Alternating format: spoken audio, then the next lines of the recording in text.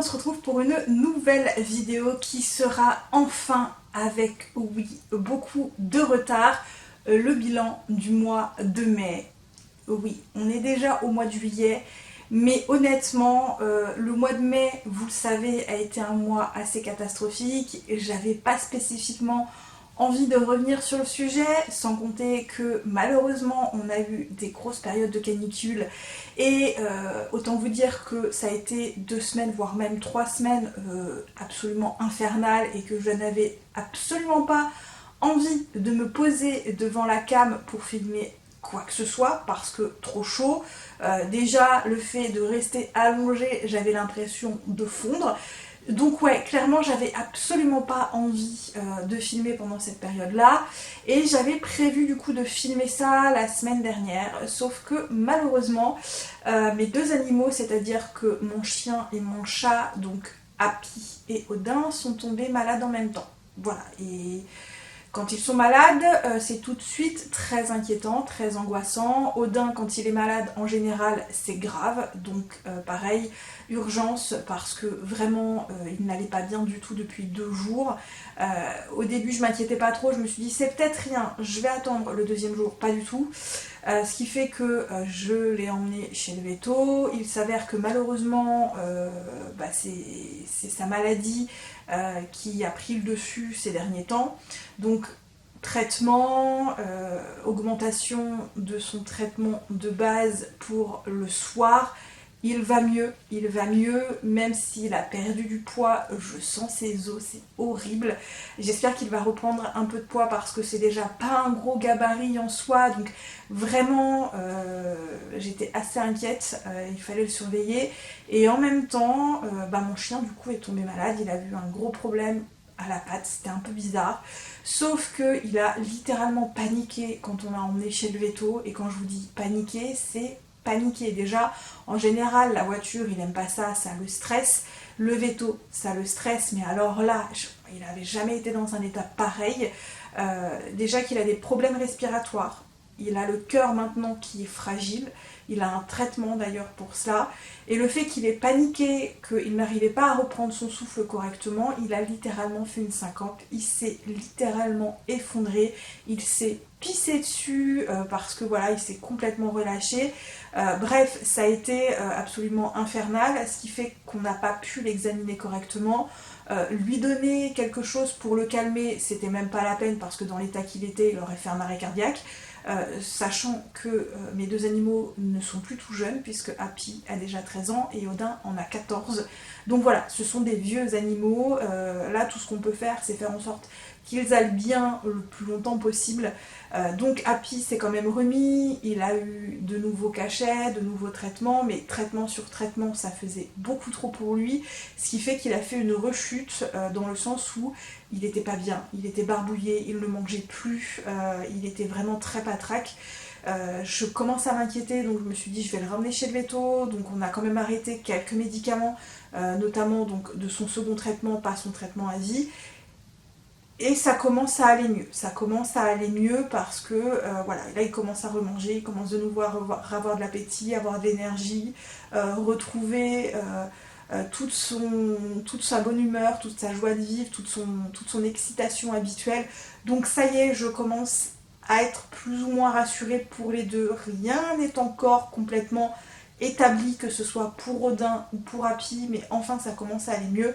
Du coup je me suis dit qu'aujourd'hui, on est en milieu de semaine, il fait pas trop chaud, je ne suis pas trop fatiguée puisque j'ai eu 2 jours de télétravail, donc on est go pour le bilan du mois de mai. Comme ça y est, ça c'est passé et on passe à autre chose, même s'il va falloir que je prépare le bilan du mois de juin qui est quand même un peu meilleur que celui du mois de mai. Je commence du coup comme d'habitude par mes arrivées du mois de mai.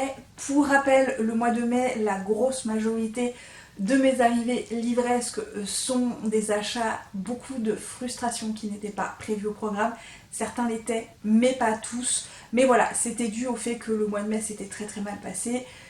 Mais je vous rassure, au mois de juin, on est très très très très très loin de la frustration.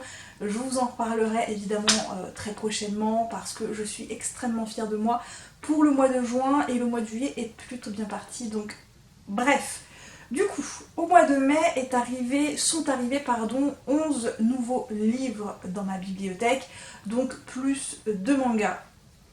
Donc 11 livres de plus dans ma pile à lire.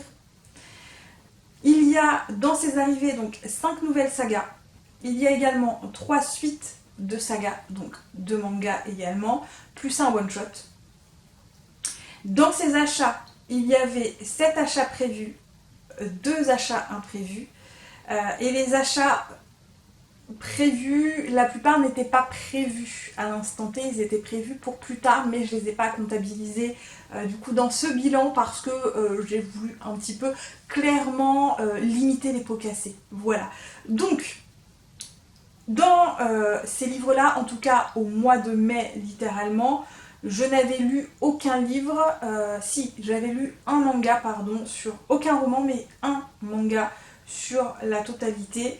Et en termes de départ livresque au mois de mai, je n'ai vendu qu'un livre et qui est d'ailleurs le premier tome de je ne sais plus c'est quoi le nom de la saga, donc de Jennifer L. Armentrout qui était sur des histoires de fae et de chasseurs de fae, un premier tome que j'avais vraiment très peu aimé, et d'ailleurs j'étais extrêmement déçue sachant que c'est du Jennifer L. Armentrout et que j'adore Jennifer L. Armentrout, donc voilà, c'était un petit peu la déception et du coup c'est le seul qui a été vendu et qui en tout cas est sorti de ma bibliothèque et de chez moi tout court. Donc voilà, c'est un petit peu décevant pour le mois de mai, mais j'avais la flemme également d'en mettre plus à vendre, donc voilà. En termes de lecture, croyez-moi, le bilan, il est pas bon. Il est pas bon parce que j'ai pas lu grand-chose, j'ai beaucoup abandonné de livres, donc je pense qu'on va essayer d'aller assez vite pour celui-ci et ne pas trop s'attarder sur la catastrophe qu'a été le mois de mai. Du coup, au mois de mai, il y a eu le challenge du mois de la fantasy auquel j'ai participé et que finalement j'ai complètement foiré puisque je n'ai lu, je crois, qu'un seul livre pour ce challenge. Et d'ailleurs, il est tellement foiré que je n'ai pas du tout comptabilisé les lectures que j'ai faites pour ce challenge-là puisque j'ai dû en lire vraiment qu'un seul. Donc j'ai participé à un challenge au mois de mai qui a été complètement foiré, donc on ne va pas aller plus loin parce que je suis extrêmement déçue de moi-même pour le coup. De manière générale, j'ai lu 8 livres au mois de mai. J'en ai lu donc 3 romans et 5 graphiques.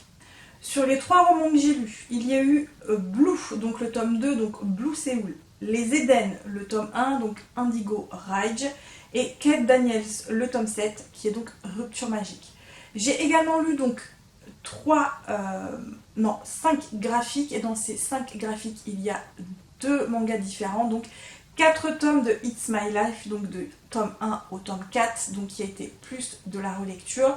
Et j'ai également lu Laisse-moi te détester, le tome 4, qui a été une très bonne lecture.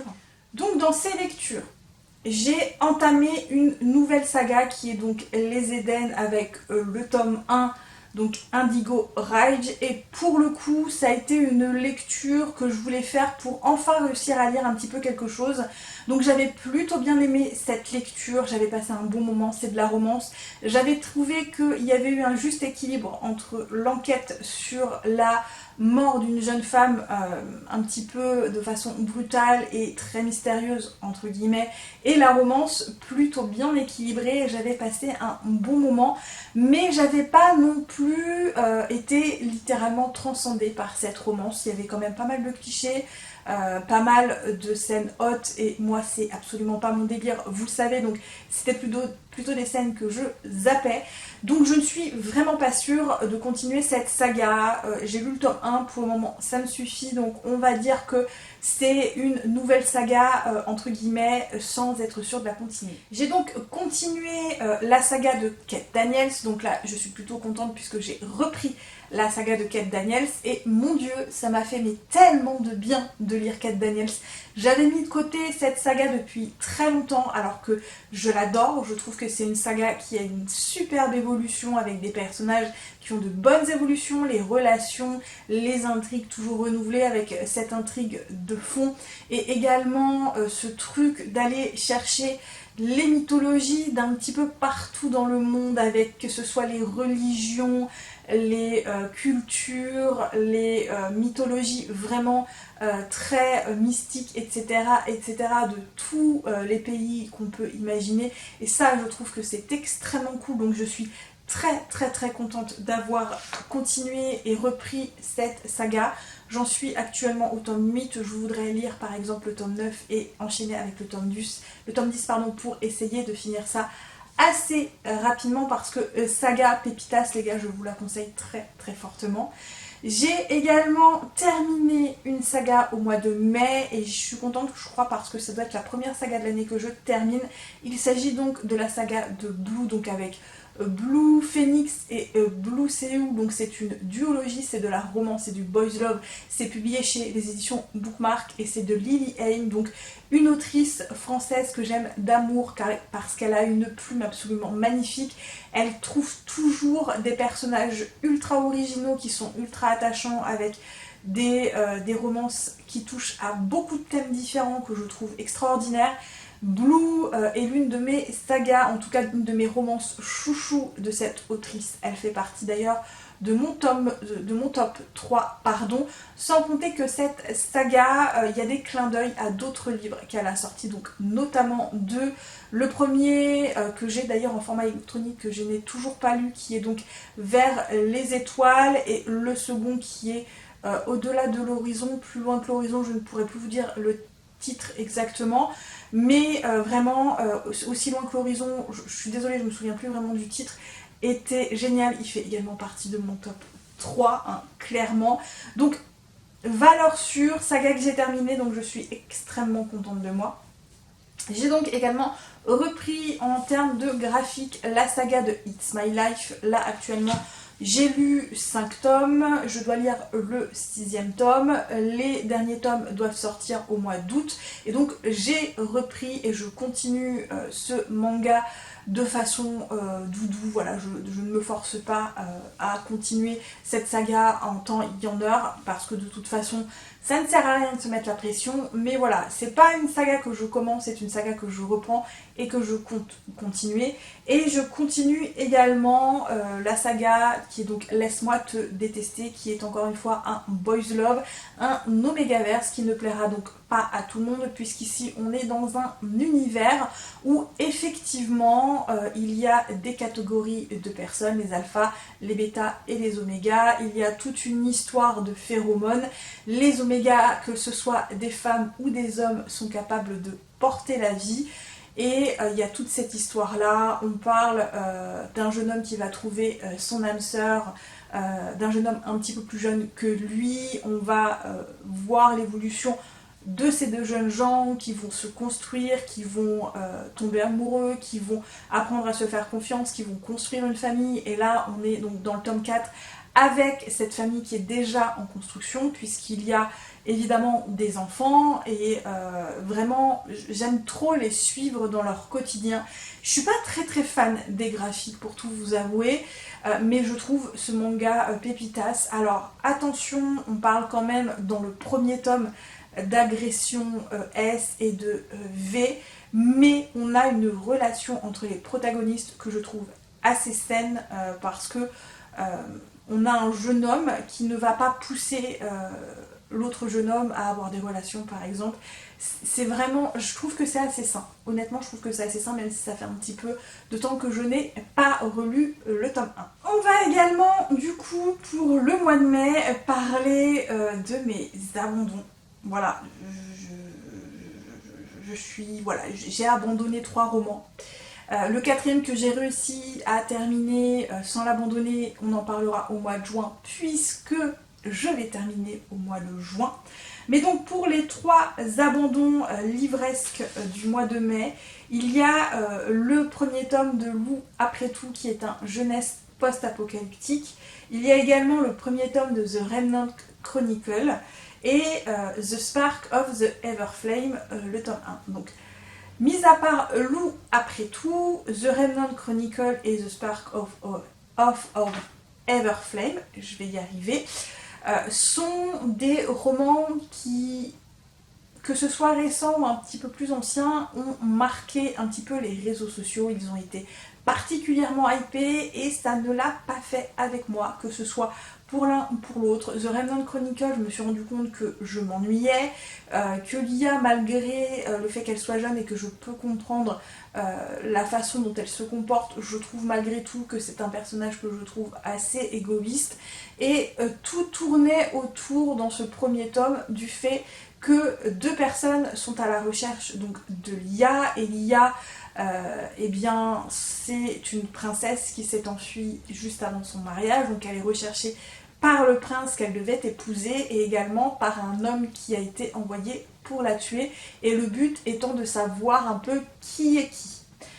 Et sauf que moi j'avais même plus envie de savoir qui était qui, quoi. Voilà, ça ne m'intéressait pas, je m'ennuyais, je trouvais qu'il se passait pas grand chose, même si c'était bien parti, et au bout d'un moment je n'arrivais plus du tout à avancer, ce qui fait qu'arrivé à un peu plus de 110 pages, j'ai fini par laisser tomber. Voilà, j'ai fini par laisser tomber en me disant je suis plus, je pense, la cible pour ce type de roman, donc tant pis, c'est pas grave.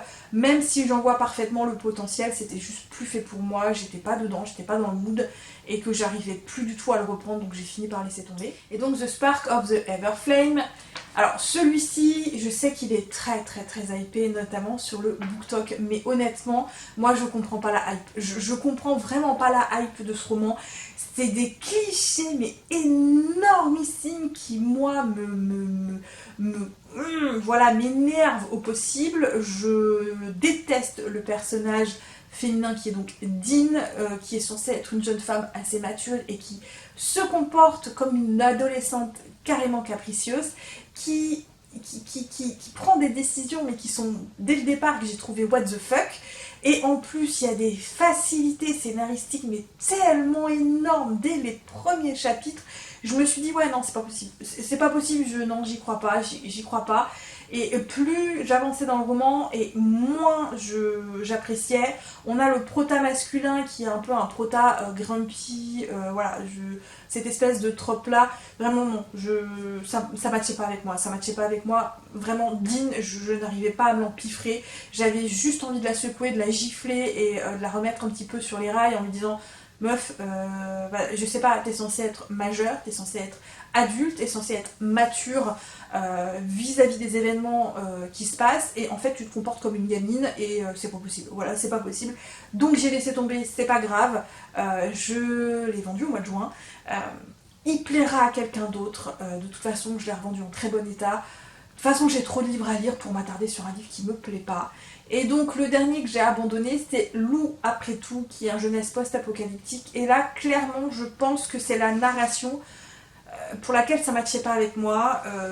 J'arrivais pas à accrocher à la narration, j'arrivais pas à accrocher la façon dont les choses étaient emmenées, et j'arrivais pas spécifiquement non plus à m'attacher au personnage. Je pense que c'est pareil, j'étais juste pas la cible, et comme j'avais déjà abandonné pas mal de livres, j'en ai abandonné un troisième, je suis même pas allée plus loin, je me suis même pas forcée, je me suis dit ah, c'est bon, allez c'est bon, un de plus, un de moins, lâche l'affaire, et donc voilà. Du coup, par la suite, j'ai entamé un quatrième roman et je me suis dit, c'est pas possible, Émilie, tu ne peux pas abandonner celui-là. Tu ne peux pas, c'est le quatrième, tu ne peux pas. Du coup, j'ai lutté, j'ai réussi à le terminer, et donc je l'ai terminé au mois de juin. C'est pour ça qu'il n'est pas dans ce bilan-là, mais voilà. Après mûre réflexion, au début j'hésitais, est-ce que je lis la suite ou pas. Mûre réflexion, je ne lirai pas la suite, sachez-le. Mais je vous en parlerai du coup dans le bilan du mois de juin. Bref, je pense que j'en ai terminé à présent pour ce bilan catastrophique, voilà, catastrophique au possible. Je suis désolée si c'est un petit peu brouillon, si je l'ai un peu expédié, mais je vous avoue que le mois de mai, je veux juste le mettre derrière moi actuellement, parce que vraiment je m'en remets pas de ce mois de mai, hein, voilà. Bref, en tout cas, j'espère malgré tout que ce petit bilan vous a plu et vous donne un petit peu le ressenti général de ce mois-là. Voilà, en tout cas, comme d'habitude, n'hésitez pas avec les petits commentaires, les petits pouces bleus, les emojis. Je vous connais, vous aimez bien les emojis. N'hésitez pas non plus à vous abonner sur la chaîne si l'envie vous en vient, ou à me suivre également sur d'autres réseaux sociaux. Vous le savez maintenant, TikTok ou Instagram. Moi, écoutez, comme toujours, je vais vous souhaiter de très bonnes lectures, à très bientôt pour une nouvelle vidéo, et surtout, comme je vous le répète à chaque fois, mais qui est très important, prenez bien soin de vous. Bye bye.